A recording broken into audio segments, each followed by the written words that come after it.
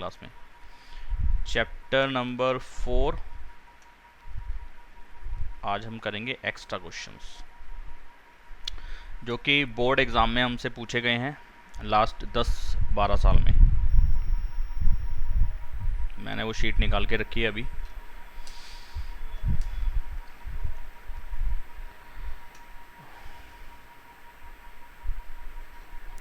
तो question number 2, थोड़ा सा व्यू इसका बड़ा करके देख लेते हैं कितना सही रहेगा।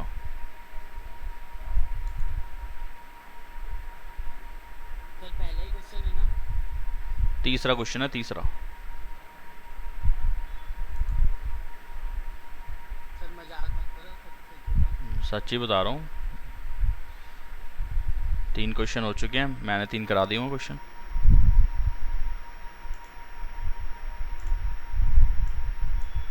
अरे बाबा, सर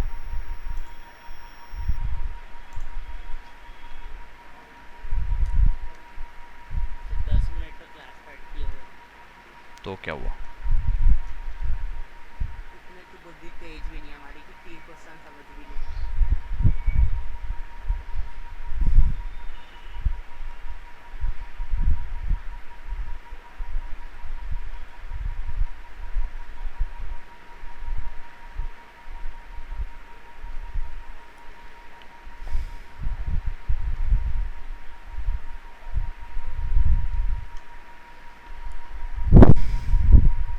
पहला ही क्वेश्चन लेता हूँ पहले।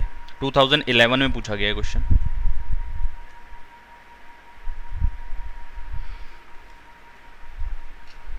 अब वो कह रहा है कि इसके रूट्स फाइंड करने में, इसको थोड़ा सा बड़ा करके लिख रहा हूँ क्योंकि आपके मोबाइल स्क्रीन पे शायद ये विजिबल नहीं होगा अच्छे से। कंप्यूटर पे तो होगा, लैपटॉप कंप्यूटर पे। वो कह रहा है इसके रूट्स फाइंड करने हैं, ठीक है, इसके रूट्स। अब रूट फाइंड करने के एनसीईआरटी के हिसाब से 3 मेथड है, और कंप्लीटिंग द स्क्वायर अभी सिलेबस में नहीं है तो हमने नहीं पढ़ा, ठीक है, लेकिन मैं उसकी एक वीडियो तैयार कर दूंगा, वो आप लोग देख लेना जिन्होंने समझना होगा।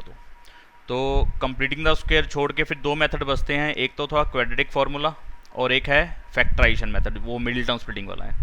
अब वो मिडिल टर्म स्प्लिटिंग वाले मेथड को अगर मैं यहाँ पे लगाने की कोशिश करूँ तो कुछ ऐसे लिखा जाएगा। सबसे पहले तो ये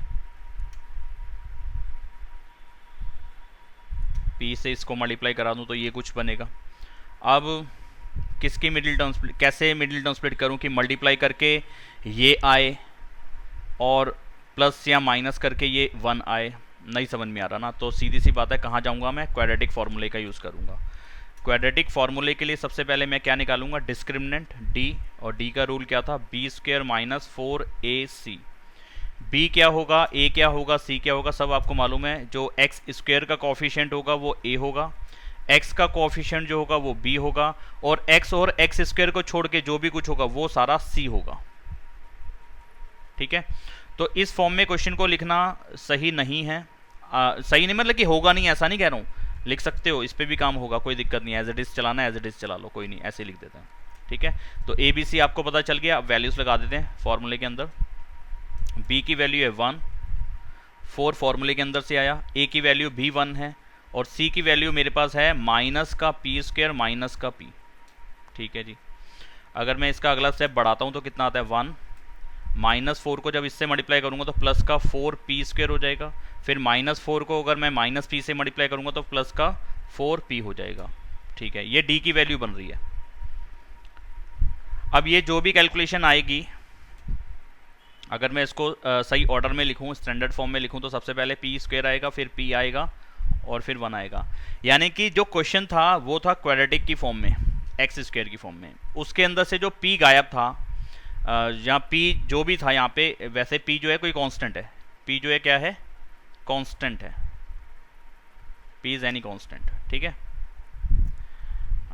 p को ये कांस्टेंट नंबर है यहाँ पे, तो वो क्या होगा यहाँ पे उसको पता लगाना है, या उसको पता नहीं लगाना क्योंकि वैल्यू p की फाइंड नहीं करनी, हमें इसके रूट्स फाइंड करने हैं, हमें इसके रूट्स फाइंड करने हैं, ठीक है। तो p जो भी नंबर होगा, मानो कि जो भी नंबर होगा, उससे क्या ये d की वैल्यू नेगेटिव आ सकती है? क्यों, कैसे पता चल रहा है? क्योंकि सर हमारे जितने भी नंबर हैं सारे पॉजिटिव में हैं। हम और इन नंबर्स को ऐड करेंगे तो पॉजिटिव नहीं है। अगर p एक नेगेटिव नंबर हुआ फिर क्या होगा?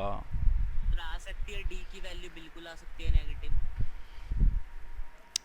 तो फिर क्या लिखूं? नेगेटिव? क्योंकि अगर d क्योंकि अगर डी नेगेटिव हुआ, एक सेकंड मेरी बात सुन लो पहले एक बार। अगर डी नेगेटिव हो तो मतलब कि रियल रूट्स होंगे नहीं, तो फिर रूट्स हैं या नहीं हैं? हम तो यहीं अड़ गए, तो उनने तो कहा कि रूट्स निकालो।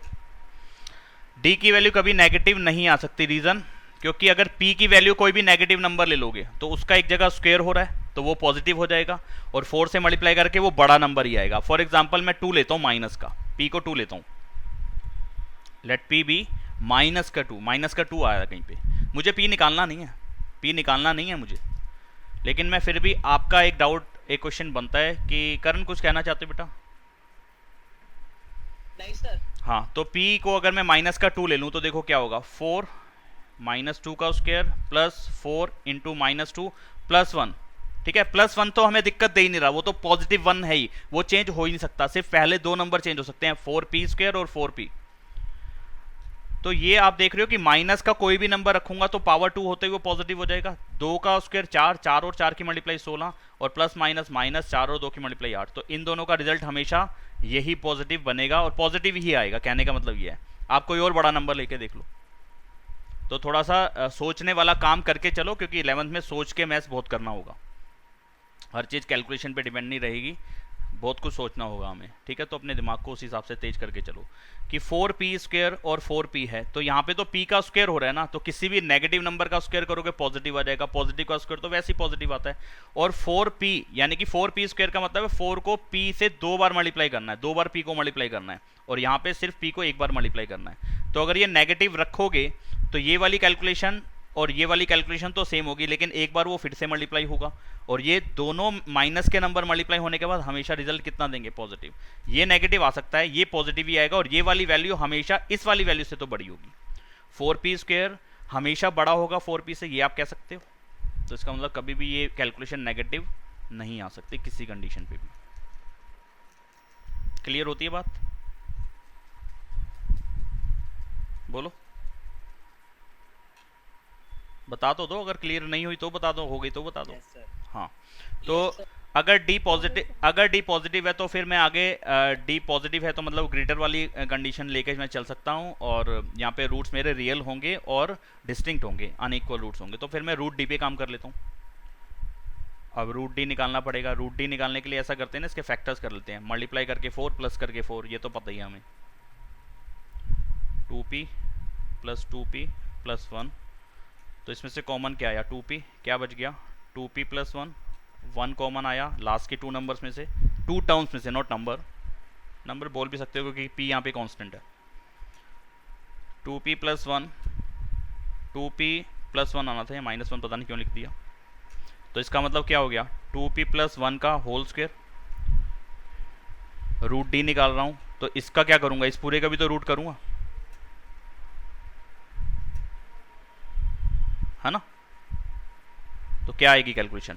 अगले स्टेप में पावर 2 है और वो रूट के अंदर है, किसी भी x कोई भी वैल्यू अंदर है, कोई भी वैल्यू है, इसकी पावर 2 है और ये रूट में है, तो नेक्स्ट इसका जो मतलब कि आंसर आएगा वो सिर्फ x आएगा ना, हाँ के ना?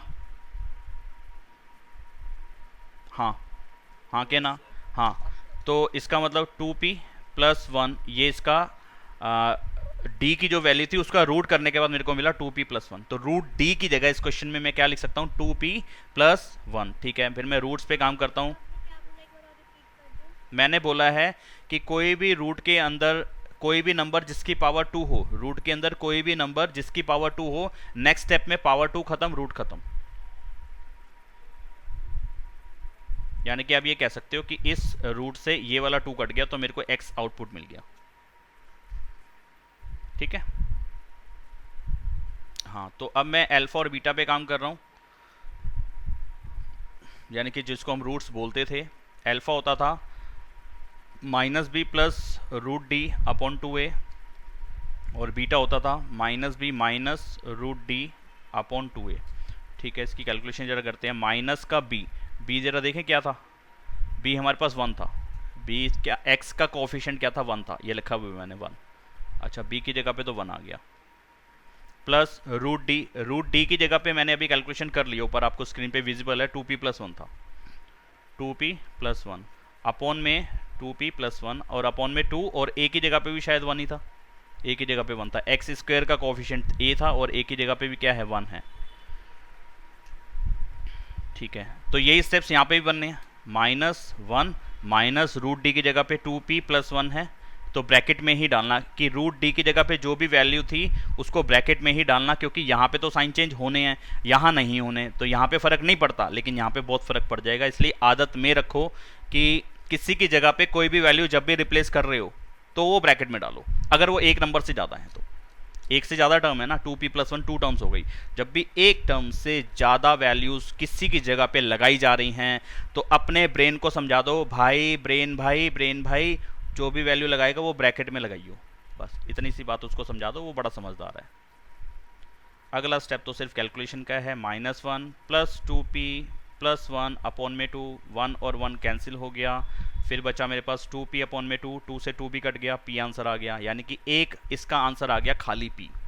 दूसरा आंसर आ जाएगा -1 माइनस का 2p माइनस का 1 अपॉन में 2। अगला स्टेप आएगा -2 माइनस का 2p अपॉन में 2, 2 कॉमन आ रहा है न्यूमरेटर में से, तो -1 माइनस का p अपॉन में 2, 2 से 2 कट गया, तो आप चाहे ऐसे लिखा रहने दो या इसमें से माइनस कॉमन लेके 1 + p लिख दो। माइनस में भी सही है और प्लस में लिखना है, तो मतलब कि प्लस में लिखा नहीं है एक्चुअलिटी में, सिर्फ ब्रैकेट के अंदर वाली टर्म्स प्लस की होगी, लेकिन बाहर माइनस तो रह गया ना। तो जो रूट्स आए वो आया, एक रूट आया p और दूसरा रूट आया माइनस में 1 + p लिखना है, 1 + p लिखो, p+1 लिखना, p+1 लिखो, बस ये आंसर है। चेक कर लेते हैं। तो ये क्वेश्चन पता है कितने नंबर का था, देखो ऊपर क्या लिखा हुआ है, 2011 में पूछा गया था, कितने नंबर का क्वेश्चन था ये, 1 नंबर का। अब आप कहोगे 1 नंबर के लिए इतना कुछ, यस डेफिनेटली करना पड़ेगा, और ये क्योंकि मैं समझा रहा था इसलिए मुझे भी थोड़ा टाइम लगा, लेकिन जब आपकी प्रैक्टिस होगी ना तो फिर ये ऐसे जाएगा क्वेश्चन। ठीक है, तो हमने सिर्फ उसको ये नहीं देखना कि कितने पेजेस में हुआ या क्या हुआ, आंसर की तरह ये रहा p, और इन्होंने माइनस कॉमन लेके लिखा हुआ है -p+1। ठीक है, लास्ट एंड में देखो स्क्रीन पे अपनी, दिख रहा है आंसर, दिख गया होगा। आगे बढ़ते हैं, ये रहा ऊपर, आगे बढ़ते हैं। ये पूरी शीट एक ही चैप्टर पे है? पूरी शीट एक ही चैप्टर पे है और अभी अधूरी है अभी एक शीट और बची थी, मैंने वो भी उसमें नहीं डाला इसको।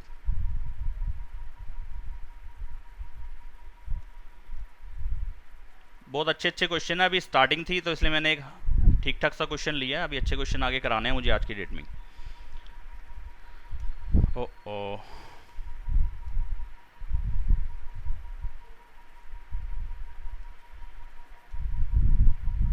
सेकंड क्वेश्चन ही ले रहा हूँ, 2011 में पूछा गया है, तो साथ में ईयर भी कॉपी कर रहा हूँ ताकि वो भी आपके रिकॉर्ड में रहे कि कौन से साल का क्वेश्चन था ये।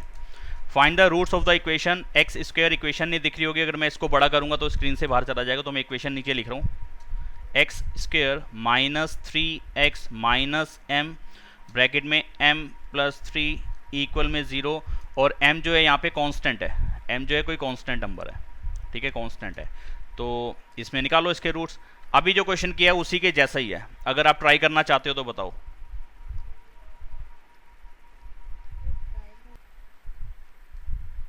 सबसे पहला काम ए, वीर एकदम ठीक आंसर है वीर आपका, A1 B -3 और C, ये देखो एक्स स्क्वायर के साथ जो भी लिखा होगा वो a होगा, 1 लिखा हुआ है कुछ नहीं तो 1 होगा, x के साथ जो भी लिखा होगा वो b होगा, यानी कि -3 लिखा है इसलिए b -3 होगा, और c क्या होगा, एक्स स्क्वायर और x को हटा दो, बाकी जो भी कुछ बच रहा है 2 नंबर 4 नंबर 3 टर्म 5 टर्म वो सब c है, इसमें x नहीं है और x स्क्वायर नहीं है, तो ये पूरा का पूरा c है, -m और m + 3 ये c है। चलिए ठीक है, अगला कलर लिया और d का फॉर्मूला लिखा, b² - 4ac, इस पे काम किया पिछले क्वेश्चन के जैसे, b² - 4ac। अगला स्टेप है जी, ब्रैकेट ओपन करो, कैलकुलेशन करो, -3 का स्क्वायर प्लस का 9, माइनस और माइनस का 4 और माइनस का m जब मल्टीप्लाई होंगे तो प्लस का 4m बन जाएगा, क्या बन जाएगा, प्लस का 4m बन जाएगा, और m+3 से मल्टीप्लाई कर देंगे अगले स्टेप में, तो कितना आ जाएगा 4m² प्लस 12m। ठीक है, ये d की कैलकुलेशन बन रही है। अच्छा, d अगले स्टेप में और क्या नजर आएगा मुझे, फिर से वही बात आ गई कि क्या ये कभी नेगेटिव हो पाएगा। m कोई भी नंबर लगा लो आप, ये कभी भी नेगेटिव नहीं आएगा, चाहे पॉजिटिव m लगा लो चाहे नेगेटिव वैल्यू लगा लो m की, तो कभी भी ये नेगेटिव नहीं आएगा, इसलिए d कभी भी नेगेटिव नहीं आएगा। तो इस क्वाड्रेटिक इक्वेशन जिसकी हम बात कर रहे हैं, जिसके लिए हम d निकाल रहे हैं, वो कभी भी नेगेटिव d नहीं देगा, तो इसका मतलब उसके रियल रूट्स होंगे। ठीक है जी, इसको रीअरेंज कर रहे हैं, यानी कि 4m² पहले लिख रहे हैं, 12m बाद में लिख रहे हैं। मनमीत, महक श्रीवास्तव, बेटा गाने बंद करवाओ पीछे से और अपना ये म्यूट भी करो। सर वो कीबोर्ड में माइनस नहीं लिख रहा, बाकी एक माइनस m है। ओके, तो फिर आपका गलत आ रहा है। महक अग्रवाल, बेटा आंसर गलत है आपका। महक, आपका आंसर गलत आया है। सर माइनस m+3 गलत है।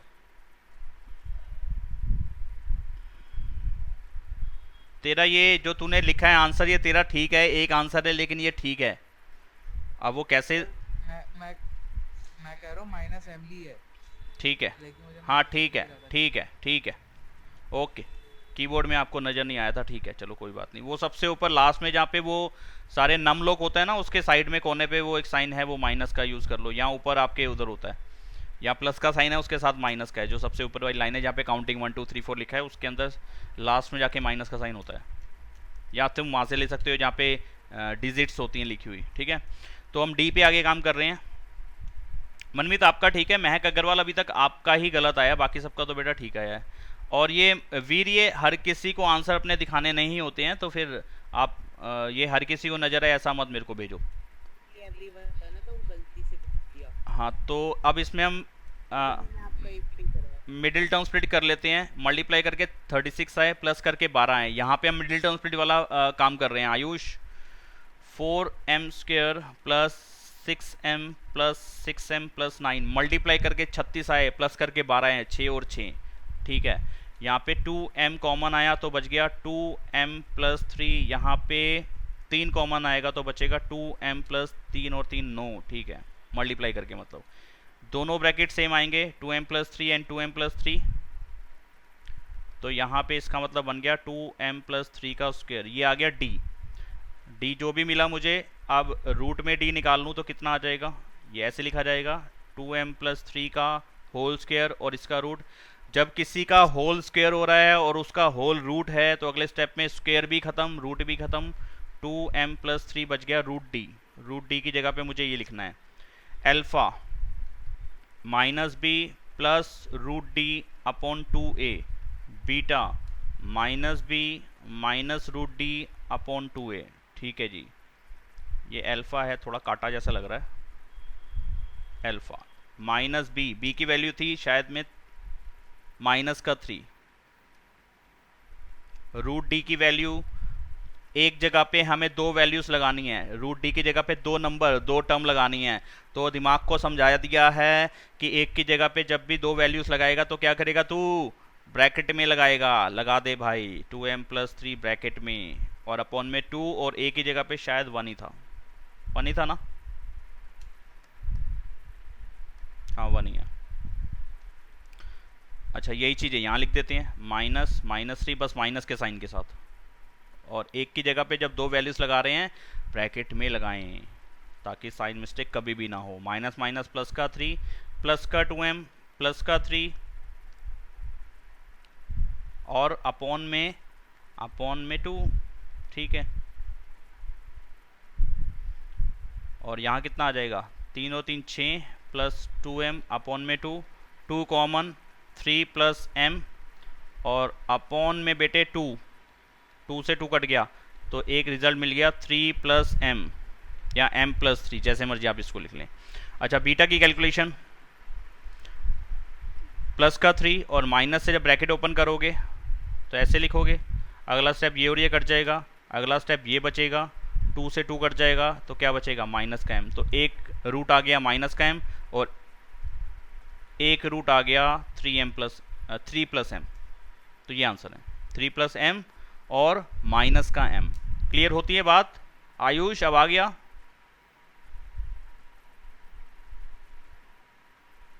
यस ठीक है, अब औरों से नहीं पूछ रहा हूँ, बाकी पीडीएफ में आप देख लेना, और अगर कोई डाउट है तो ज़रूर पूछ लो, अभी कोई डाउट तो ज़रूर पूछ लो। बाकी तो सिर्फ हमारा मेन आधा से ज़्यादा काम कंप्लीट हो जाता है, मुझे रूट डी मिलते ही मेरा आधे से ज़्यादा काम कंप्लीट हो गया। फिर आगे तो कैलकुलेशन आनी तो चाहिए, हमें वैल्यूज़ रिप्लेस करनी है, कैलकुलेशन करनी है, वो आनी तो चाहिए। अगर वो भी नहीं आएगी तो फिर तो कुछ भी नहीं आएगा।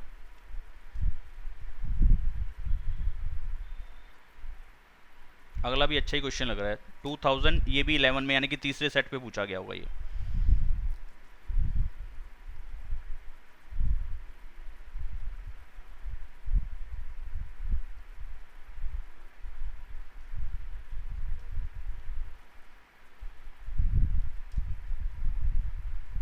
हाँ जी, इक्वेशन है x square plus 5x minus alpha plus 1 alpha plus 6 equal to 0, और यहाँ पे रूट्स निकालने हैं, अल्फ़ा नहीं निकालना। अल्फ़ा इज़ ए कांस्टेंट, वहाँ बोल दिया कि अल्फ़ा जो है कांस्टेंट है, तो उसको निकालना नहीं है आपने। तो ये सेम क्वेश्चन वही है, ऊपर वाले जो दो क्वेश्चन किए उनके जैसा ही है। अब मैं उम्मीद करता हूँ कि अब मुझे काफ़ी बच्चे आंसर दे दें इसका। फटाफट से फटाफट फटाफट बताओ, 5 मिनट का टाइम मैक्सिमम। मेरी घड़ी में दिखा रहा है 4:10। 4:15 पे मैं क्वेश्चन का सॉल्यूशन लिखना शुरू कर दूंगा। 5 मिनट का टाइम है बस आपके पास। अल्फ़ा अगर आपको कीबोर्ड में नहीं मिल रहा तो आप उसकी जगह पे ए लिख देना। अगर अल्फ़ा आपको, हाँ ए लिख दो, अगर अल्फ़ा नहीं मिल रहा तो ए लिख दो वहाँ पे, अल्फ़ा नहीं मिल रहा तो। ठीक है ठीक है, रौनक जैन आपका बिल्कुल ठीक है, शाबाश बेटा। तो मुझे लगता नहीं है कि इसका सॉल्यूशन मुझे लिख के दिखाना पड़ेगा, बच्चों का सही आ रहा है, वेरी गुड। रौनक भारती बेटा, एक आंसर आपका ठीक आया, ये शायद बीटा का आंसर है, ये ठीक आया है। अल्फ़ा का आंसर जो रूल के हिसाब से जो दो जीरोस होते थे वो हम जीरोस को बोलते थे अल्फ़ा एंड बीटा। ठीक है, तो ये जो पहला जो जीरो था, पहला जो रूट था वो नहीं दिखाया आपने मुझे, एक ही रूट दिखाया है। रौनक भारती, पलक ठीक, पलक का ठीक है, बिल्कुल सही है, पलक का बिल्कुल ठीक है, शाबाश। तो 1 2 3 4 5 6 बच्चों का आंसर एकदम ज़बरदस्त आ चुका है। मनमीत एकदम ठीक है। मनमीत ये ब्रैकेट नहीं लगाया आपने, ये जो दूसरे वाला जो रूट है ना ये गलत दिख रहा है मुझे, ये ब्रैकेट शायद लगाना तुम भूल गए उसमें। हाँ ब्रैकेट लगा के भेजो मुझे, दोबारा से बोलो मत, ब्रैकेट लगा के भेजो। एक बार करा दो, मेरी कुछ मिस्टेक आ रही है तो ठीक है, मैं आपको करा के दिखा रहा हूँ, फटाफट से देखेंगे। सबसे पहले D b square minus 4ac, b की वैल्यू कितनी है 5, 5 का स्क्वायर, 4a की वैल्यू है 1 और c की वैल्यू है minus alpha plus 1 and alpha plus 6। ठीक है जी,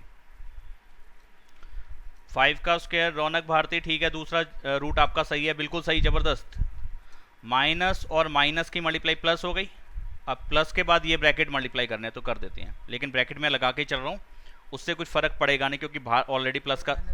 हाँ बेटा ठीक है, एकदम सही है आपका। अल्फ़ा स्क्वायर प्लस सॉरी हाँ ठीक है, अल्फ़ा स्क्वायर और उसके बाद आना है प्लस 6 अल्फ़ा प्लस 6। ये ब्रैकेट ओपन कर दिए, ये दोनों ब्रैकेट की मल्टीप्लाई करके ये 4 टर्म्स बनेगी, वो मैंने लिख दी है। अगर किसी को ब्रैकेट ओपन करने में दिक्कत आ रही है, माही बातें क्लियर हो रही हैं जो मैं बोल रहा हूँ? Yes, sir. हाँ, तो अगर किसी को कहीं डाउट है, क्योंकि ये सिंपल कैलकुलेशन है कि इसको दो ब्रैकेट ओपन करने, तो आपको मालूम है कि अल्फ़ा को पहले इससे ही मल्टीप्लाई करेंगे, अल्फ़ा को फिर 6 से भी करेंगे, 1 को अल्फ़ा से भी करेंगे और 1 को 6 से भी करेंगे, तो 4 टर्म्स बनेगी, वो मैंने चारों लिख दी हैं। अब ये 25 के साथ इसकी कैलकुलेशन क्या बनेगी, तो सिर्फ ब्रैकेट ओपन ये वाला भी करना पड़ेगा। अब 6 और 1 7 अल्फ़ा प्लस में 6, तो ये आ गया सर हमारा 4 भी तो था। हाँ तो 4 नहीं लिखा मैंने, मेरी मिस्टेक है, तो लिख देते हैं। चलो यहाँ पे 4 भी आएगा, तो अच्छा हुआ बता दिया। यहाँ ऐसा करते हैं ना, इस जगह पे यहाँ पे 4 लगा देता हूँ, बात तो वही हो गया, मल्टीप्लाई कर देते हैं यहाँ पे। तो 25 का 25 रहा, 4 अल्फ़ा स्क्वायर 28 अल्फ़ा प्लस 24, अच्छा 4 अल्फ़ा स्क्वायर प्लस 28 अल्फ़ा, 24 और 25 को प्लस करेंगे तो 49 आएगा, हाँ ना, सही करा मैंने?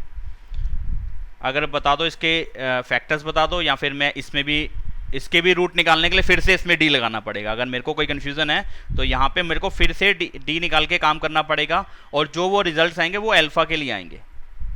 बातों को समझो आप क्या कह रहा हूँ मैं।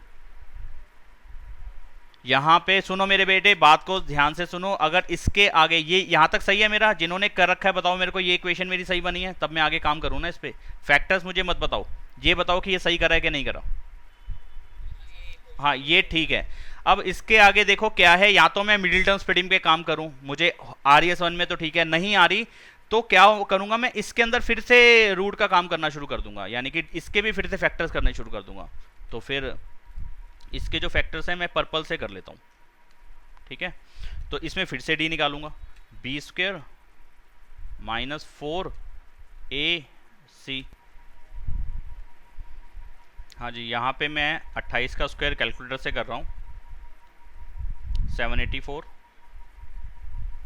माइनस 4 और 4 की मल्टीप्लाई 16, और 16 को जब मैं 49 से मल्टीप्लाई करूँगा तो कैलकुलेटर भाई हमें क्या बताएगा। 16 को जब मैं 49 से मल्टीप्लाई करूँगा तो 784, बड़ा आसान हो गया है। तो 784 ना, 784 कितना आ गया 0। तो d की वैल्यू कितनी आई 0, और रूट d इस वाले पार्ट के लिए कितना हो जाएगा, ये इसको सॉल्व कर रहा हूँ मैं, ऊपर मेन क्वेश्चन को नहीं कर रहा हूँ। ये जो हमें यहाँ पे d लिखना था ना, d की वैल्यू को, उसके लिए भी कन्फ्यूजन आ गई मेरे को कि इसके फैक्टर्स जब तक नहीं होंगे तब तक मैं उस d को नहीं लिख पाऊंगा। तो मैं उसके लिए फिर से उसी को, ये भी एक क्वाड्रेटिक बन गई, अपने आप से एक क्वाड्रेटिक बन गई, कैलकुलेशन करते रहे, तो d की जो वैल्यू मेन क्वेश्चन में जो d की वैल्यू थी वो भी एक क्वाड्रेटिक बन गई, और उसमें जो मेन वेरिएबल काम कर रहा है वो अल्फा काम कर रहा है, ठीक है। तो यहाँ पे रूट d कितना आएगा, 0 ही आएगा। रूट d, अगर d 0 है तो रूट d भी कितना आएगा, 0 आएगा। या फिर आप कह सकते हो जब d की वैल्यू 0 होती है तो दोनों के दोनों रूट्स इक्वल होते हैं। यहाँ पे लिखेंगे हम रूट्स आर इक्वल, यहाँ पे रूट्स इक्वल रहेंगे, यानी कि किसके रूट्स, इस वाली इक्वेशन के। और ये क्या था, मेन क्वेश्चन का d था, ठीक है, मेन क्वेश्चन का डिस्क्रिमिनेंट था, ठीक है जी। तो यहाँ पे अब क्या करूँ, अब आगे फिर से अल्फा और बीटा निकालना पड़ेगा, लेकिन अल्फा और बीटा यहाँ नहीं लिख रहा हूँ। क्यों नहीं लिख रहा हूँ, ताकि आपको कंफ्यूजन ना रहे कि अल्फा बीटा, कितने अल्फा बीटा आप निकाल के दिखा रहे हो। एक क्वेश्चन में भी अल्फा है, एक उस अल्फा को सॉल्व करते करते जो डी निकाल रहे हो उस वो भी अल्फा की फॉर्म में आ रहा है। ये देखो मेन क्वेश्चन जो डी था वो भी अल्फा की फॉर्म में आ रहा था। अब ये क्वाड्रेटिक इक्वेशन बनी है अल्फा की फॉर्म में, अल्फा की फॉर्म में एक क्वाड्रेटिक इक्वेशन बनी है। इसके सॉल्यूशन निकालते हुए जो लिखेंगे वो भी हम अल्फा बीटा लिखेंगे, तो दिमाग यहाँ पे समझ में नहीं आ रहा क्या है, ठीक है। तो यहाँ पे एक तरीके से यहाँ पे इस वाले अल्फा की जो वैल्यूज हैं वो निकल के आ रही है मेरे पास, ठीक है। वो कौन सी है, माइनस का b अपॉन में 2a, माइनस b की जगह पे कितना आना है, b की जगह पे आएगा 28, और 2a की जगह पे कितना आएगा 4, ठीक है। माइनस का 28 अपॉन में कितना आ जाएगा 8, सही कर रहा हूं मैं, माइनस b अपॉन में 2a 4, 28 के अपॉन में 8 आएगा तो कटता है, ये यहीं पे काट देता, 7 अपॉन में 2 आ जाता, माइनस का 7 अपॉन 2, ठीक है। ओके, क्या गड़बड़ करी हमने यहाँ, मुझे बेसिकली इसके फैक्टर ही चाहिए थे। तो यानी कि देखो समझा रहा हूँ आपको, इससे काम बन जाएगा आपका, कोई दिक्कत की बात नहीं है। यहाँ पे किसकी वैल्यू आई, अल्फा की वैल्यू आई। अब कैसे बताऊँ इसको, कौन सा अल्फा है ये, आप समझो। देखो यहाँ पे क्या कंफ्यूजन हो रही है कि क्वेश्चन भी अल्फा में चल रहा है, और जो रूल के अंदर हम अल्फा और बीटा उसके रूट्स लिखते हैं उनको भी एक को अल्फा बोलते हैं, तो वो अल्फा और ये अल्फा सेम नहीं है। पहली बात तो ये है कि ये वाला अल्फा और जो रूल्स के अंदर अल्फा बीटा लिखे जाते हैं वो सेम नहीं है, ठीक है, पहली बात तो ये है। दूसरी बात, जो मेन क्वेश्चन का जो अल्फा था ना, आप ऐसा करो स्टार्टिंग में, आपको आसान करने के लिए बता रहा हूँ, मेरे भेजे में आ गई है बात, जिन बच्चों ने कर लिया उनके भेजे में आ गई है, लेकिन जिनको समझ में नहीं आया था अब तक वो गड़बड़ ना कर दें, इसके लिए मैं क्या कर रहा हूँ यहाँ पे थोड़ी देर के लिए इस जो क्वेश्चन का अल्फा था ना, इस अल्फा को मैं ऐसा करता हूँ पहले वाले क्वेश्चंस की तरह से m मान लेता हूँ, समझाने के लिए मान रहा हूँ, करने के दिखाना ज़रूरी नहीं है, आपको समझ में अच्छा आएगा इससे। तो यहाँ पे अगर मैं m लिख दूँ तो यहाँ पे सारे में ये कैलकुलेशन m में होती जाएगी। जो ये लास्ट वाली इक्वेशन बची थी, ये वाली जो ऑरेंज कलर से लास्ट इक्वेशन बची थी, ये ऐसे नहीं लिख दी जाएगी, 4m² 28m + 49 ऐसे लिख दी जाएगी। इतनी बात क्लियर है। मैंने मेन क्वेश्चन का जो अल्फा था उसको हटा के m की फॉर्म में लिख दिया, कोई फर्क नहीं पड़ेगा, जो लास्ट के आंसर आएंगे वहाँ पे m की जगह पे अल्फा डाल देंगे, ठीक है, समझ में अच्छा आएगा, इसलिए ये कर दिया। अब इसके भी रूट्स निकालने पड़ेंगे, यानी कि इसके फैक्टर्स, बेसिकली इसके फैक्टर्स निकालने हैं कि इसके फैक्टर्स क्या हैं, किसको और किसको ब्रैकेट को मल्टीप्लाई करके ये d बनेगा, ठीक है, ताकि मैं √d की जगह पे जो कैलकुलेशन लिखनी है वो ख़त्म कर पा रहा हूँ कि नहीं कर पा रहा हूँ, तो √d पे काम कर रहे हैं हम, ठीक है। अब इसका भी डिस्क्रिमिनेंट निकाला, तो इसका डिस्क्रिमिनेंट का नाम थोड़ी देर के लिए मैं वो चेंज कर देता हूँ। डिस्क्रिमिनेंट जो फॉर्मूला है उसको मैं स्मॉल d लिख देता हूँ, लिखना नहीं चाहिए लेकिन समझाने के लिए लिख रहा हूँ, वो स्मॉल d से लिख रहा हूँ उसको, उस डिस्क्रिमिनेंट को स्मॉल d से यहाँ पे लिख रहा हूँ, ठीक है जी। d की वैल्यू जब भी 0 आ जाती है तो रूट्स कैसे रहते हैं, इक्वल रहते हैं, इक्वल रूट्स होते हैं, ठीक है। तो वो जो इसके भी रूट्स हुए उनको भी मैंने अल्फा बीटा नाम नहीं दिया, उन रूट्स को भी मैंने क्या नाम नहीं दिया, अल्फा बीटा नाम नहीं दिया, उनको क्या नाम दे दिया, वो किसकी वैल्यूज होती थी, बेसिकली जिस इक्वेशन पे हम काम कर रहे होते थे उसका जो मेन वेरिएबल वाला पार्ट होता था उसके आंसर होते थे, यानी कि बेसिकली ये m के आंसर होंगे, ये जो कैलकुलेशन में आ रहे हैं ये क्या होंगे, ये m के आंसर होंगे, यानी कि m के दोनों आंसर क्या थे, माइनस का 7/2, माइनस का 7/2, ये दोनों आंसर होंगे उसके, ठीक है जी। इससे फायदा क्या हुआ, यहाँ पे देखो, ये बात क्लियर हुई यहाँ तक की, तो मुझे बताओ, तब मैं आगे का समझाता हूँ।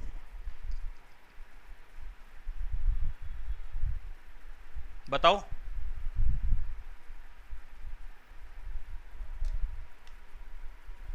महक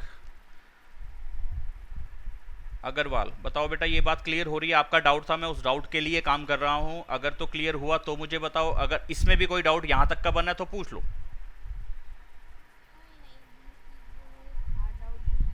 वो क्लियर हो गया, चलिए ठीक है। आयुष और बाकी और बच्चे जिनका अभी तक मेरे पास आंसर नहीं आया वो मुझे बताएं कि ये बातों को, हाँ भेज दो, कोई दिक्कत नहीं है। जिनका नहीं हो पाया अब तक, करण हुआ कि नहीं?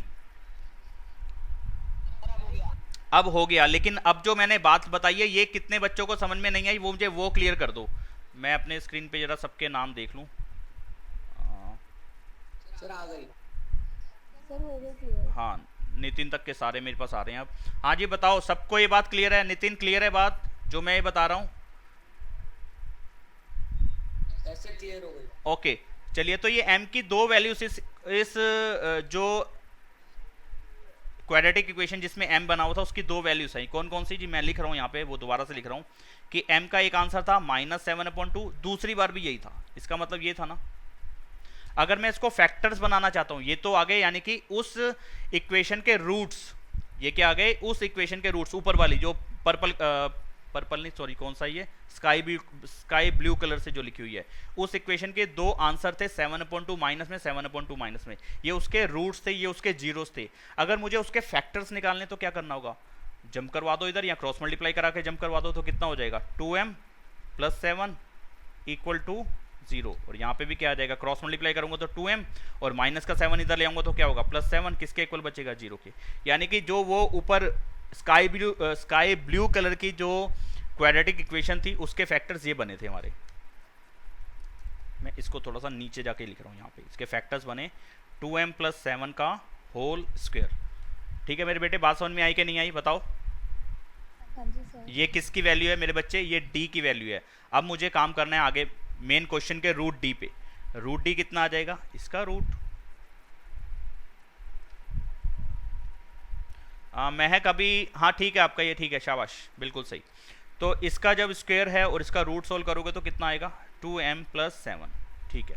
तो मेरे पास मेन जो क्वेश्चन था, मेन जो क्वाड्रेटिक इक्वेशन थी जिसमें अल्फा लिखा था, अल्फा को मैंने m की फॉर्म में लिख दिया था, उसका जो √d बना वो बना 2m + 7, ठीक है जी, 2m + 7 उसका √d बना। अब उसके जो रूट्स होंगे, रूट्स जो मेन इक्वेशन है, रूट्स ऑफ इक्वेशन, यानी कि जो गिवन इक्वेशन है, मेन इक्वेशन है, ऐसे लिख देता हूँ मेन इक्वेशन, ऐसे लिखना नहीं चाहिए, आपको समझाने के लिए लिख रहा हूँ। मेन इक्वेशन जो थी उसके रूट्स वो क्या होंगे, उनको हम अल्फा और बीटा लिखते थे, मैं अल्फा बीटा फिर हटा रहा हूँ, वहाँ पे डायरेक्टली उसकी वैल्यूज लिख रहा हूँ जो वहाँ पे पॉलिनोमियल में टर्म था, यानी कि पॉलिनोमियल का जो क्वाड्रेटिक इक्वेशन का जो मेन वेरिएबल था, मेन वेरिएबल क्या था, x। तो यहाँ पे x की वैल्यूज बन रही है डायरेक्टली। जो अल्फा होता था, जो बीटा होता था, एक्चुअलिटी में वो x की ही वैल्यूज होती थी, यानी कि जो मेन क्वाड्रेटिक पॉलिनोमियल है या क्वाड्रेटिक इक्वेशन है उसके रूट्स या उसके जीरोस। ठीक है, तो जैसे आपको ठीक लगे मैं वैसे करवा देता हूँ। अल्फा बीटा पे काम करवाऊँ। करण अनेजा, ये आंसर बेटा गलत है आपका, बहुत बुरी तरीके से गलत है आंसर। अल्फा की वैल्यू आएगी -b प्लस √d/2a। इसी पे काम करते हैं नीचे, ताकि मैं बीटा साथ में लिख लूँगा। माइनस और b की वैल्यू कितनी थी, मेन क्वेश्चन पे आ जाओ। मेन क्वेश्चन का b कितना था, 5 प्लस √d अभी ऊपर निकाला 2m + 7। अब m की जगह पे, क्योंकि फाइनल आंसर पे जा रहे हो ना, अब m की जगह पे वापस क्वेश्चन वाला पार्ट ही डाल दो, अल्फा। क्या करूं, अभी m पे करवा दूं, कहीं कंफ्यूज मत हो जाना। चलो m पे करवा देता हूं, अपॉन में 2 और a की जगह पे 1। अच्छा, अगला स्टेप क्या आएगा जी, माइनस का 5 प्लस का 2m प्लस का 7 अपॉन में 2। इसका अगला स्टेप बन जाएगा 2m। 5 और 7 को जब प्लस माइनस कर लोगे, यहाँ पे माइनस करना है, प्लस का 2 बचेगा, अपॉन में 2 आया, 2 कॉमन तो कितना आ जाएगा, m + 1 अपॉन में 2 है ही, साफ साफ लिख देते हैं। कटने के बाद कितना आ गया, m + 1। अब यहाँ पे मैं आंसर वाला स्टेप लिख देता हूँ कि पुट m = अल्फा वापस, जो कि क्योंकि मैंने मेन क्वेश्चन का अल्फा अपनी सहूलियत के लिए, क्योंकि मैं कंफ्यूज ना हो जाऊं, इसलिए मैंने उस अल्फा को m में चेंज कर दिया था। आंसर में वापस m की जगह पे अल्फा डाल दूंगा। तो ये बन गया मेन क्वाड्रेटिक इक्वेशन का पहला रूट अल्फा। फिर मैं कर रहा हूँ बीटा पे काम, माइनस का b माइनस का √d अपॉन में 2a। ये सारे नंबर यही लिखने हैं, बस माइनस की वजह से ये वाले साइन चेंज कर देता हूँ यहीं पे, स्टेप्स ज़्यादा नहीं बढ़ाता। माइनस का 2m और माइनस का 7 और 5 12 होता है। इसमें से माइनस का 2 कॉमन ले लेता हूँ, m + 6 बचेगा, 2 से 2 कट जाएगा। तो मेरे को जो फाइनली सेकेंड रूट मिला m की फॉर्म में वो ये मिला। यहाँ पे भी कर देता हूँ, m की जगह पे अल्फ़ा रिप्लेस कर देता हूँ, तो -α + 6 ये बन गया इसका दूसरा रूट। ठीक है, अब देखो मैं अगर यहाँ पे तुम्हारे को कहता कि यार ये अल्फा की वैल्यू जैसा मैंने लिखा ऊपर अल्फा, तो यहाँ पे क्या लिख दूंगा, अल्फा = अल्फा + 1। तो ये कुछ गड़बड़ नहीं लग रही, ये तो आगे फिर सॉल्व होता है। आप कहोगे जी 2α = 1 या अल्फा माइनस अल्फा = 0। ये देखो कितना गंदा काम होने लगा यहाँ पे।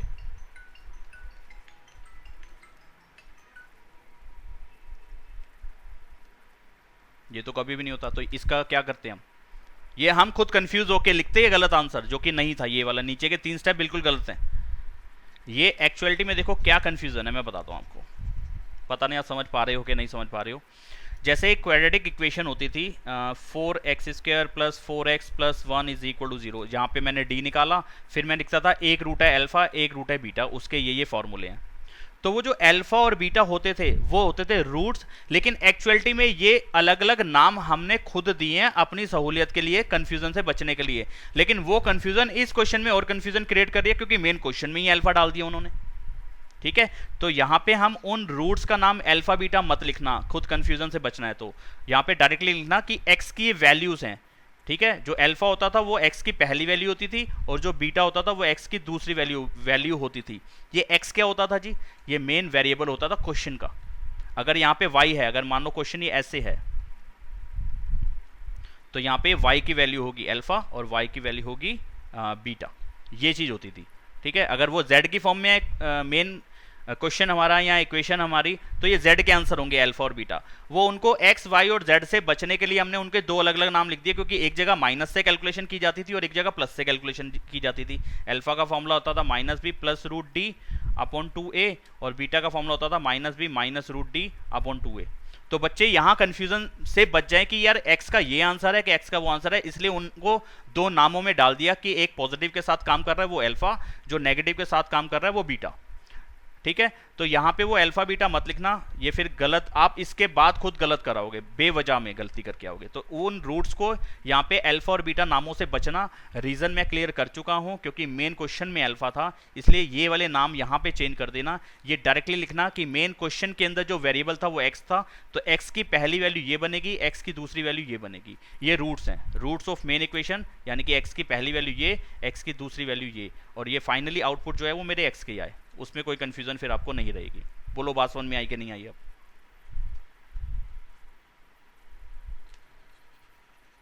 बता दो। चलो बहुत अच्छी बात है, आ गई तो अच्छा क्वेश्चन था, मतलब कि ये इतना अच्छा मुझे लग नहीं रहा था, लेकिन अल्फा की वजह से जो कन्फ्यूज़न आ रही थी वो मैंने भी देखी कि हाँ यहाँ पे कन्फ्यूज़न बन रही थी, इस जगह पे, ये वाले पार्ट में। ठीक है, तो यहाँ पे भी जो है क्या चेंजेस कर रहे थे मैंने करवा के आपको दिखा दिया। तो यानी कि आप उसमें अगर m स्टार्टिंग में लिखते तो इस सारे अल्फा अल्फा अल्फा को हटा के सब में m डाल देना। ठीक है, ये आपने करना है इस तरीके से। तो यहाँ पे भी किसकी वैल्यूज़ बनेगी? ये m की वैल्यूज़ बनेगी, क्योंकि अब जो इक्वेशन थी वो किस में आ गई थी? देखो यहाँ पे ये जो ब्लू पार्ट है, यहाँ पे जो मेन इक्वेशन है वो m की फॉर्म में है। तो यहाँ पे जो रूट्स लिखवाए मैंने वो क्या लिखवाए? m लिखवाया ना मैंने यहाँ पे, वहाँ पे अल्फा और बीटा नहीं लिखवाया। तो हर जगह इस चीज़ से अब आगे के लिए बचना। ठीक है, स्टार्टिंग के लिए तो अल्फा और बीटा रट्टा मरवा दिया, वो सही है, लेकिन आगे के लिए ये आपको बात समझा दी है कि ये किसकी वैल्यूज होती हैं, अल्फा और बीटा किसकी वैल्यूज होती हैं, वो मेन क्वेश्चन का वेरिएबल वाला पार्ट होता है। अब आगे बढ़ जाते हैं। अगर नहीं समझ में आएगा तो नेक्स्ट क्लास में फिर बोलना, फिर कोशिश करेंगे आपको समझाने की। अच्छा, मैं सीधे एक बहुत बढ़िया क्वेश्चन ले रहा हूँ, जैसे कि ये देखो 2 बार ही पूछा गया है, 2005 2011 में। या चलो ये ज़्यादा ही गंदा ना हो जाए, तो इससे पहले एक कोई आसान सा क्वेश्चन लेते हैं। 15 क्वेश्चन नंबर 15।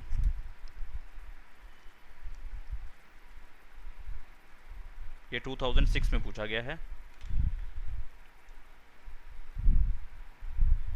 चलिए, इसके रूट्स ही फाइंड करने हैं।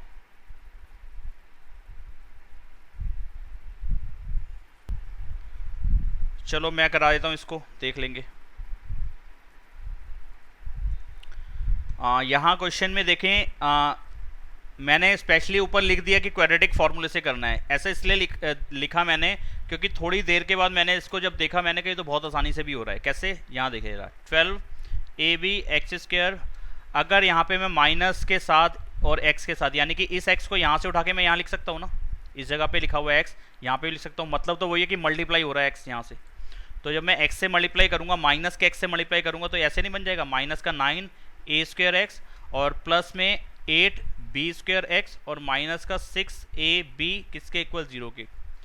अब 4 टर्म बन चुकी हैं, एक तरीके से मिडिल टर्म स्प्लिटिंग हो चुकी है। फर्स्ट 2 और लास्ट 2 में से कॉमन लेके अगर मेरे दोनों ब्रैकेट सेम आ गए फिर तो हा आसानी से हो गया।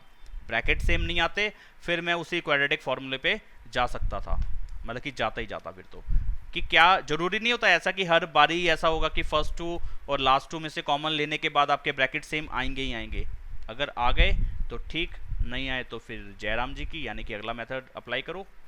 यहाँ पे अब क्या कर सकते हैं, कॉमन आ रहा है x, 12 और 9 को डिवाइड कर दे बड़े से बड़ा नंबर 3, a इसके पास है, a² इसके पास है, a भी कॉमन, ये 3 वैल्यूज कॉमन आ गई। इसके पास क्या बचेगा? 4 बचेगा, a बाहर आ चुका है, b बचेगा, x² में से 1x बाहर आ चुका है, 1x बचेगा। ठीक है, अब 9 को 3 से डिवाइड कर दिया, 3, a² में से 1a बाहर आ गया, 1a बच गया, x में से x बाहर आ गया, कुछ नहीं बचा।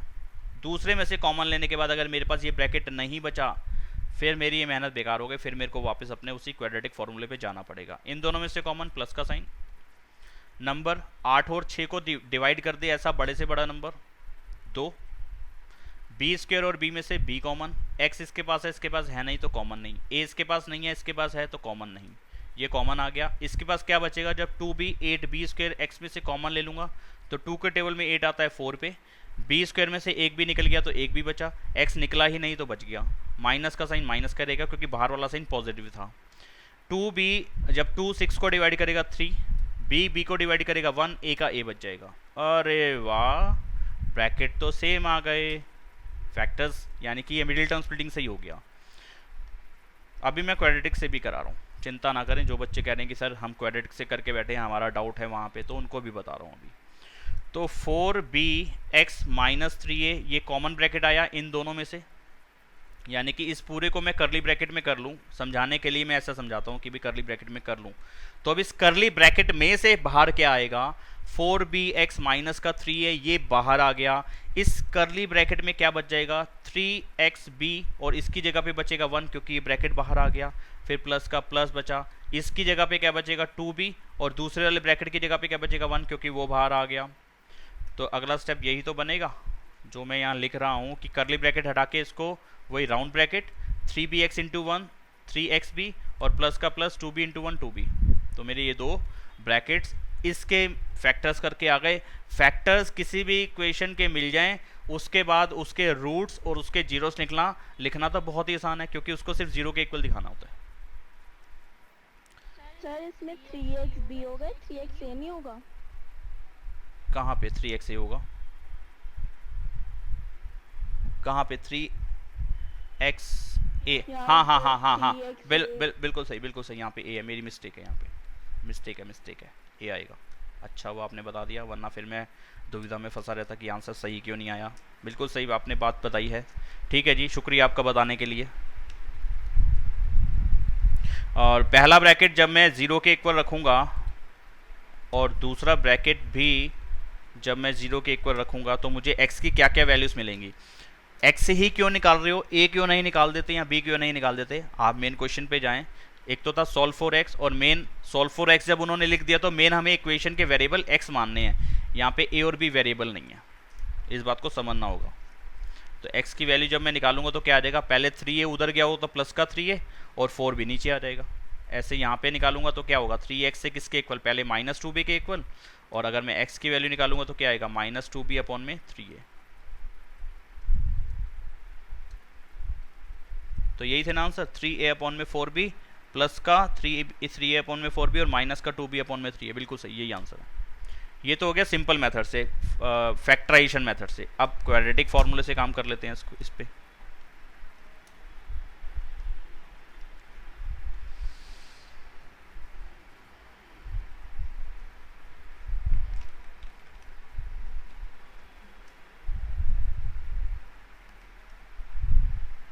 सबसे पहले d निकालेंगे, बी स्क्वायर माइनस 4ac। ये रूल का बी स्क्वायर माइनस 4ac है। मेन क्वेश्चन में a की जगह पे हम लिखेंगे एक्स स्क्वायर को हटा दो तो ये a होगा, x को हटा दो ये पूरा b की जगह पे लिखा जाएगा, और जो बच गया बाकी वो c की जगह पे लिखा जाएगा। ठीक है, ये आपको ध्यान रहना चाहिए, इसमें कोई कन्फ्यूज़न होनी नहीं चाहिए। ए बी सी की a b और c स्टैंडर्ड फॉर्म के हिसाब से क्या हैं, जो कि d की जगह पे बी स्क्वायर माइनस 4ac की जगह पे लिखे जाने हैं। ठीक है, कहीं ये b इस b को इक्वल मत बना देना, कहीं ये a और ये वाला a बराबर मत बना देना, गलती मत करना।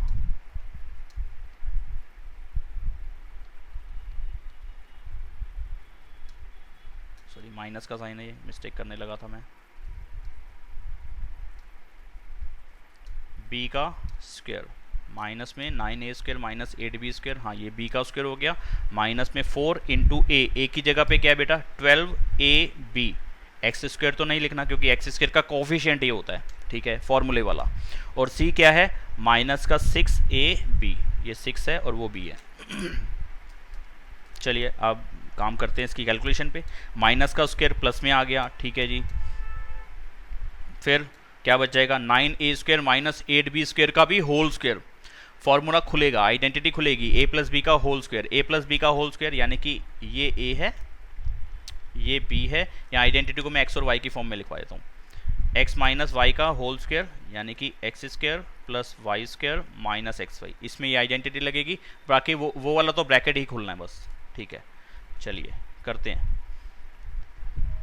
तो ये हो गया 9 का स्क्वायर कितना होता है 81, a स्क्वायर का स्क्वायर होगा a की पावर 4 प्लस 8 का स्क्वायर 64, b का स्क्वायर का भी स्क्वायर b की पावर 4, और माइनस में 2 इंटू a इंटू बी, यानी कि 9 इंटू 2 18, 18 इंटू 8 कितना होता है, यानी कि पहले हैं कितना होता है बता दो 144। बहुत बहुत शुक्रिया आपका बताने के लिए। 144 a स्क्वायर b स्क्वायर आ गया। अच्छा इन तीनों की मल्टीप्लाई करूंगा, minus minus plus 288 a square b square आ जाएगा। इसकी मल्टीप्लाई तीनों की मल्टीप्लाई जब करी हमने तो ये आ गया 288 a स्क्वायर b स्क्वायर। ठीक है जी। अगला स्टेप देखो आप क्या होगा, 81A4 प्लस 64B4, और यहाँ पे अगर मैं इसको करूँ सॉल्व, इसमें एक चीज़ मुझे और बतानी है। कैसे बताऊँ, अभी बताऊँ कि वो आगे चल के बताऊँ? अभी देखता हूँ क्लास कितने टाइम की हो चुकी है। 1 घंटा 8 मिनट की क्लास हो चुकी है, काफ़ी लंबी वीडियो बन जाएगी आगे के लिए ये। चलो इसको सॉल्व करें तो कितना आएगा, प्लस में 144 ही आएगा ना, 144 और 288 को माइनस करूँगा, हाँ 144 आएगा, वो भी प्लस में ए स्क्वायर बी स्क्वायर। एक तो है इसका थोड़ा सा दिमाग का यूज़ कर लो तो फटाफट आइडेंटिटी पे जा सकते हो। कैसे, देखो जरा, पहले तो वही समझा देता हूँ, और ये मुझे अगली क्लास में बताना कि सर आपने कोई चीज़ ना इसमें से समझानी थी, वो इस वाले क्वेश्चन में से ध्यान रखना, तब मेरे को पता चलेगा, वरना ऐसे मत बोलना कि लास्ट क्लास में कुछ आपने बताना था। इस क्वेश्चन में कहना इस वाले पॉइंट में से आपने कोई एक चीज़ बतानी थी, तो फिर वो मैं अगली क्लास में बताऊँगा आपको। इसको ऐसे लिख सकता हूँ, 9A स्क्वायर का स्क्वायर, जो मेन ऊपर ये वाली चीज़ थी, इसमें जब ए का स्क्वायर लगाया था, बी का स्क्वायर लगाया था, तो ये वापस से वही चीज़ लिख रहा हूँ। इसको भी ऐसे लिख सकता हूँ, AB स्क्वायर का स्क्वायर, और इसको मैं ऐसे लिख सकता 2 × 9A स्क्वायर 8B स्क्वायर, क्योंकि इन तीनों की मल्टीप्लाई आप देख रहे थे, आपको 144 मिली थी जब आपने 2AB लगाया था यहाँ पे इस जगह पे, तो ये भी वही बन जाएगा 2AB। इन तीनों की मल्टीप्लाई करोगे वापस वही चीज़ आ जाएगी, यानी कि आइडेंटिटी वापस से बन गई, लेकिन अब प्लस की फॉर्म में आ गई।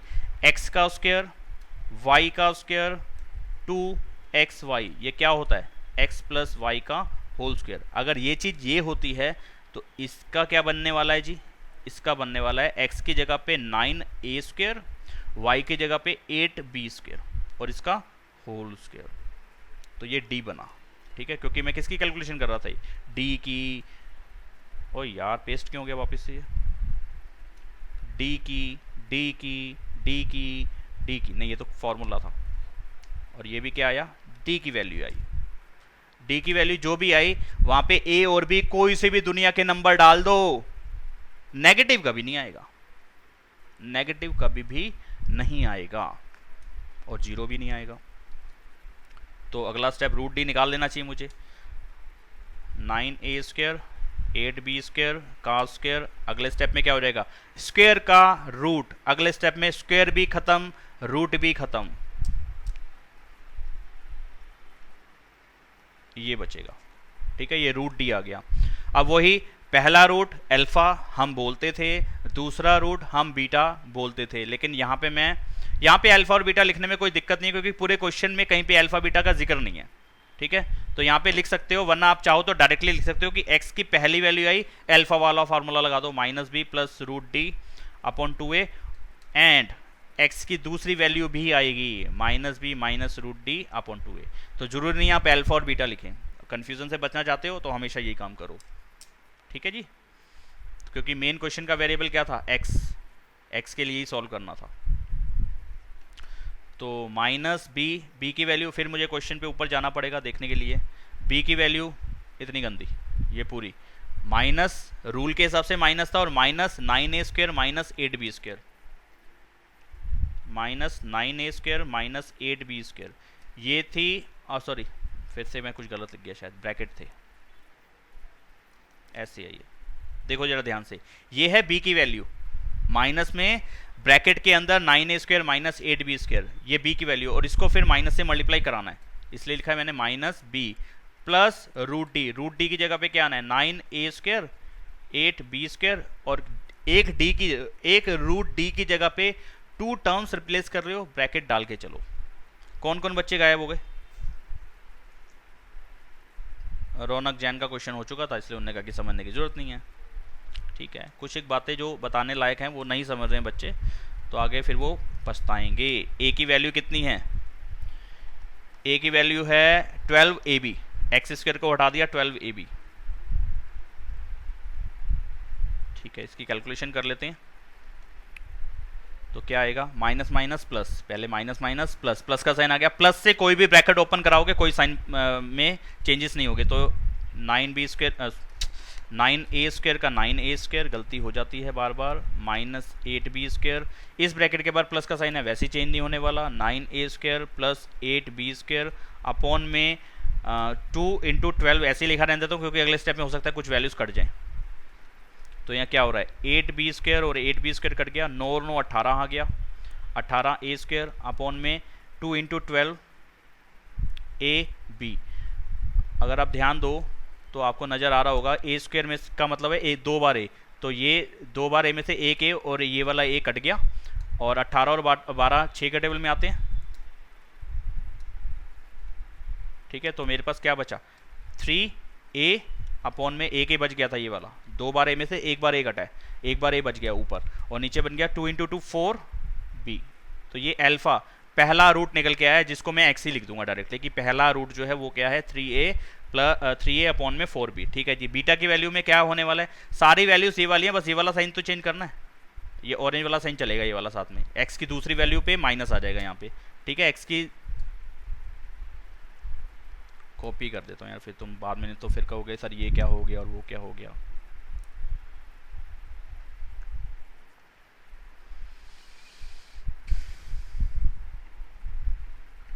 उधर ही क्यों पेस्ट हुआ यार, थोड़ा सा इधर हो जाता। ठीक है, ये रहा। ठीक है जी, ये बीटा के लिए काम यानी कि दूसरे रूट के लिए काम कर रहे हैं हम। तो उसमें क्या फ़र्क आएगा, सिर्फ इस साइन पे प्लस की जगह पे माइनस आएगा, यही तो होगा। माइनस भी ये रहा, माइनस के बाद ये वाला माइनस का साइन ये आ गया, और रूट डी की वैल्यू आपके सामने है 2a नीचे वाला वही है, तो क्या होगा माइनस माइनस प्लस। पहले वाले ब्रैकेट पे कोई फ़र्क नहीं पड़ने वाला किसी भी साइन पे, लेकिन दूसरे वाले ब्रैकेट के बाहर माइनस का साइन आ गया, दोनों के साइन चेंज हो जाएंगे। माइनस का 9a स्क्वायर माइनस का 8b स्क्वायर अपॉन में 2 इंटू 12ab। अच्छा क्या हुआ, 9a स्क्वायर से 9a स्क्वायर कट गया, माइनस का 8 और माइनस का 8 प्लस करेंगे माइनस का 16b स्क्वायर अपॉन में 12 और 2 ऐसे लिख दिया क्योंकि अगले स्टेप में कट जाएगा। 2 बार b है तो इसका मतलब ये एक बार b से एक बार ये वाला b कट गया, ए कटने के लिए बचा नहीं है। 12 और 16 4 के टेबल में आते हैं ना, और 2 के टेबल में 4 भी आता है, तो क्या बचेगा माइनस का 2b अपॉन में 3a, माइनस का 2b अपॉन में 3a, ये आ गया मेरा सेकंड आंसर x का। ठीक है, तो x के जो रूट x की जो वैल्यूज बनी, पहली वैल्यू बनी 3a अपॉन में 4b, दूसरी वैल्यू बनी माइनस का 2b अपॉन में 3a। यहाँ यही क्या थे, एक तरीके से ये थे रूट्स, चाहे इनको x की वैल्यूज लिख लो या ऐसे लिख लो रूट्स आर, एक तरीके से रूट्स ही हैं। रूट्स बोलो चाहे x बोल दो, वो एक ही मीनिंग है, और वो आंसर है हमारे ये दो। ठीक है जी, समझ में आया होगा आपको। आज इतना ही करते हैं, बाकी के अच्छे क्वेश्चन हम नेक्स्ट क्लास में लेंगे। ठीक है, बस आज के लिए इतना, बाकी करेंगे अगली क्लास में। जय राम जी की।